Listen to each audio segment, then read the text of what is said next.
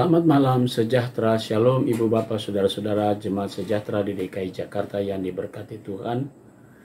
Salam sehat semua. Mari membaca Alkitab.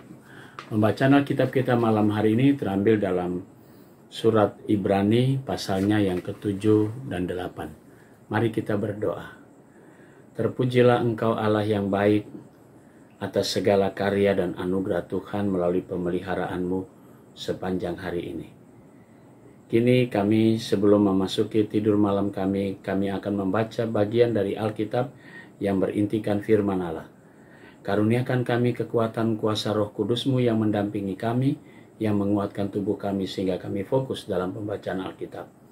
Doa di malam ini kami serahkan semuanya dalam nama Yesus Kristus, firman yang hidup. Amin. Selamat malam Bapak Ibu saudara-saudari sekalian. Mari kita membaca Alkitab. Yang pada malam hari ini pembacaan Alkitab kita terambil dari Ibrani pasal 7 dan 8. Lembaga Alkitab Indonesia memberi judul Kristus dan Melkisedek.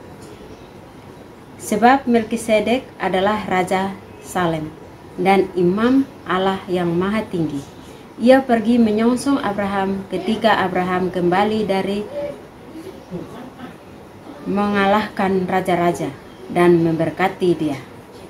Kepadanya pun Abraham memberikan 1/10 dari semuanya. Menurut arti namanya, Melkisedek adalah pertama-tama Raja Kebenaran dan juga Raja Salem, yaitu Raja Damai Sejahtera. Ia tidak berbapak, tidak beribu, tidak bersilsilah, harinya tidak berawal dari hidupnya, tidak berkesudahan. Dan karena ia dijadikan sama dengan anak Allah, ia tetap menjadi imam sampai selama-lamanya. Camkanlah betapa besarnya orang itu, yang kepadanya Abraham bapa leluhur kita memberikan 1/10 dari segala rampasan yang paling baik. Dan mereka dari anak-anak Lewi yang menerima jabatan imam mendapat tugas menurut hukum Taurat untuk memungut 1/10 dari umat Israel, yaitu dari saudara-saudara mereka sekalian. Mereka ini juga adalah keturunan Abraham. Tetapi Melkisedek yang bukan keturunan mereka memungut 1/10 dari Abraham dan memberkati dia, walaupun ia adalah pemilik janji. Memang tidak dapat disangkal bahwa yang lebih rendah diberkati oleh yang lebih tinggi. Dan di sini manusia-manusia fana menerima 1/10, dan di sana ia yang tentang dia diberi kesaksian bahwa ia hidup. Maka dapatlah dikatakan bahwa dengan perantaraan Abraham dipungut juga 1/10 dari Lewi yang berhak menerima 1/10. Sebab ia masih berada dalam tubuh bapa leluhurnya ketika Melkisedek menyongsong bapa leluhurnya itu. Kristus adalah imam yang lebih tinggi daripada Harun. Karena itu, andai kata oleh imamat Lewi telah tercapai kesempurnaan, sebab karena imamat itu umat Israel telah menerima Taurat, apakah sebabnya masih perlu seorang lain ditetapkan menjadi imam besar menurut peraturan Melkisedek, dan yang tentang dia tidak dikatakan menurut peraturan Harun? Sebab jikalau imamat berubah, dengan sendirinya akan berubah pula hukum Taurat itu. Sebab ia yang dimaksudkan di sini termasuk suku lain. Dari suku ini tidak ada seorang pun yang pernah melayani di mezbah. Sebab telah diketahui semua orang bahwa Tuhan kita berasal dari suku Yahuda.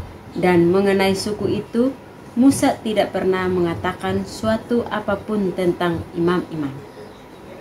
Dan hal itu jauh lebih nyata lagi jikalau ditetapkan seorang imam lain menurut cara Melkisedek, yang menjadi imam bukan berdasarkan peraturan-peraturan manusia, tetapi berdasarkan hidup yang tidak dapat binasa.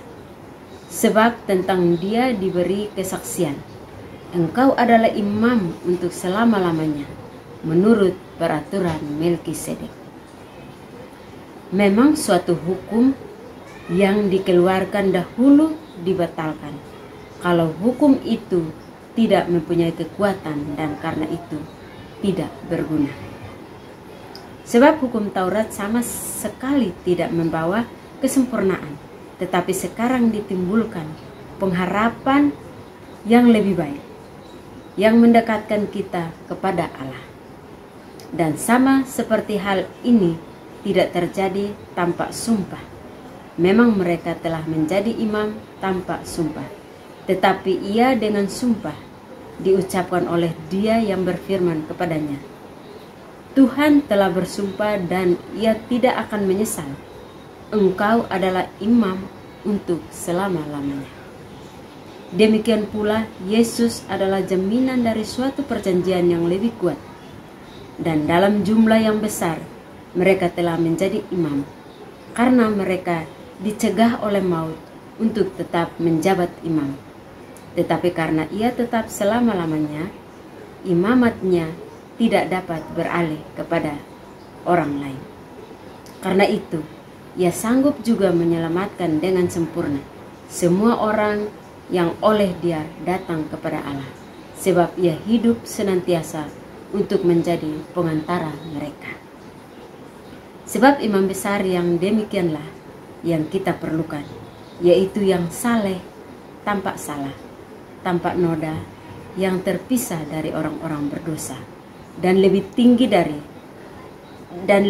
daripada tingkat-tingkat sorga, yang tidak seperti imam-imam besar lain yang setiap hari harus mempersembahkan korban untuk dosanya sendiri, dan sesudah itu barulah untuk dosa umatnya. Sebab hal itu telah dilakukannya satu kali untuk selama-lamanya, ketika ia mempersembahkan dirinya sendiri sebagai korban.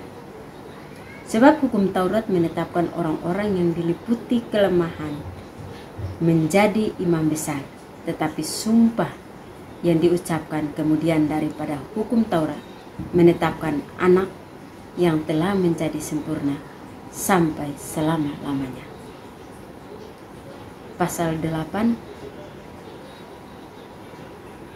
Imam Besar Perjanjian Baru. Inti segala yang kita bicarakan itu ialah kita mempunyai imam besar yang demikian, yang duduk di sebelah kanan takhta yang maha besar di surga, dan yang melayani ibadah di tempat kudus, yaitu di dalam kemah sejati yang didirikan oleh Tuhan dan bukan oleh manusia. Sebab setiap imam besar ditetapkan untuk mempersembahkan korban dan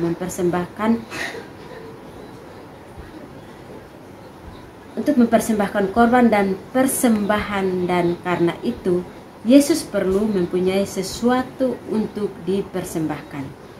Sekiranya ia di bumi ini, ia sama sekali tidak akan menjadi imam, karena di sini telah ada orang-orang yang mempersembahkan persembahan menurut hukum Taurat.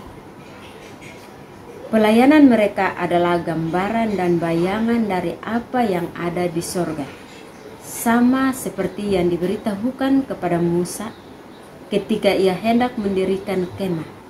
Ingatlah, demikian firman-Nya, bahwa engkau membuat semuanya itu menurut contoh yang telah ditunjukkan kepadamu di atas gunung itu. Tetapi sekarang ia telah mendapat suatu pelayanan yang jauh lebih agung, karena ia menjadi pengantara dari perjanjian yang lebih mulia, yang didasarkan atas janji yang lebih tinggi. Sebab sekiranya perjanjian yang pertama itu tidak bercacat, tidak akan dicari lagi tempat untuk yang kedua. Sebab ia menegur mereka ketika ia berkata, sesungguhnya akan datang waktunya, demikianlah firman Tuhan. Aku akan mengadakan perjanjian baru dengan kaum Israel dan dengan kaum Yehuda. Bukan seperti perjanjian yang telah kuadakan dengan nenek moyang mereka pada waktu aku memegang tangan mereka untuk membawa mereka keluar dari tanah Mesir.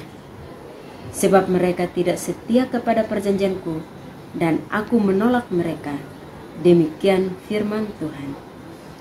Maka inilah perjanjian yang kuadakan dengan kaum Israel sesudah waktu itu. Demikianlah firman Tuhan. Aku akan menaruh hukumku dalam akal budi mereka dan menuliskannya dalam hati mereka. Maka aku akan menjadi Allah mereka dan mereka akan menjadi umatku. Dan mereka tidak akan mengajar lagi sesama warganya atau sesama saudaranya dengan mengatakan, kenalah Tuhan. Sebab mereka semua, besar kecil, akan mengenal aku. Sebab aku akan menaruh belas kasihan terhadap kesalahan mereka dan tidak lagi mengingat dosa-dosa mereka. Oleh karena ia berkata-kata tentang perjanjian yang baru, ia menyatakan yang pertama sebagai perjanjian yang telah menjadi tua, dan apa yang telah menjadi tua dan usang telah dekat kepada kemusnahannya. Demikianlah pembacaan Alkitab. Mari kita berdoa. Bapa di surga, kembali kami datang di malam ini mengucap syukur. Tuhan Yesus sudah berkati kami.